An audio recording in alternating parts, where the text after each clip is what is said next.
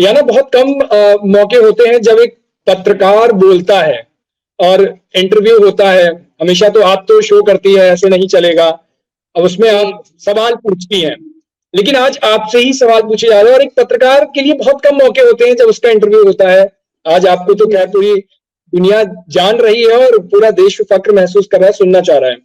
आप जब एक्टिविस्ट भी रही हैं, बहुत टाइम आपने कश्मीर में काम किया है, कुछ उस टाइम के चैलेंजिंग केसेस कुछ अगर आप शेयर करना चाहें हमारे साथ? जी, उस टाइम के चैलेंजिंग केसेस काफ़ी थे। ये होता था ना कि मैं लोगों के बीच जाकर मैं रिपोर्टिंग करती थी, स्टोरी बाहर हुँ, लाती थी, इसको अपने यूट्यूब पे या कहीं भी डाल देती थी, फिर वहाँ से दूसरे चैनल्स उठा लेते थे।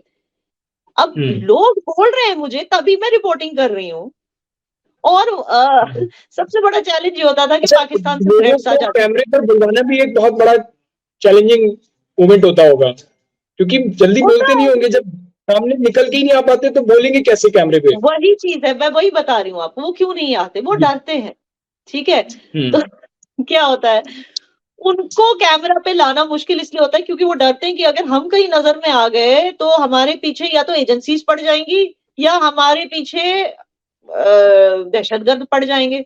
उनको डर होता था, किन ठीक है? तो वो एजेंसीज़ का चुप डर? रहना पसंद करते थे, लेकिन फिर भी उनको लाके कैमरा पे लाकर उनसे बुलवाना कि भई मैं आपकी दिक्कत के बारे में पूछना चाहती हूँ, आपको क्या हुँ, दिक्कत है यहाँ बताइए। लेकिन चलिए अपनी दिक्कत तो वो बोल देते थे। उनको ये डर होता था अगर हमने कंप्लेन की, कोई शिकायत की तो ऐसा तो नहीं कि एजेंसी वालों को लगेगा हम एंटी नेशनल है फिर हमारे पीछे आ जाएँगे। उनको वो भी डर था। दूसरा उनको ये भी डर था कि अगर हमने भारत की गवर्नमेंट से कुछ माँग लिया कि भाई हमको ये दिक्कत है, हमें ये दे दो, हुँ, हमें तो भरोसा है कि गवर्नमेंट दे देगी, लेकिन दहशतगर्द हमारे हुँ, पीछे ना आ जाए, भारत से क्यों माँग लिया? तो ये हुँ, जो हमारे लोगों की प्रॉब्लम थी, इसको टैकल करना थोड़ा-सा चैलेंजिंग था। दूसरा जब ये वीडियोज़ फाइनली बाहर आ जाती थी, तो फिर जो थ्रेट्स मुझे मिलती थी, मेरी फैमिली को मिलती थी, वो एक दूसरा मसला था। तो ये भारत एक्सप्रेस में भी हो रहा है।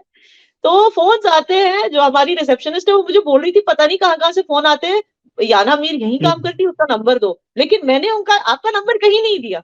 वो भी बेचारी डरी हुई हुँ। है हमारी भारत एक्सप्रेस की जो रिसेप्शनिस्ट है। तो ऐसे ये जो होता है ना या ना थ्रेट्स जो है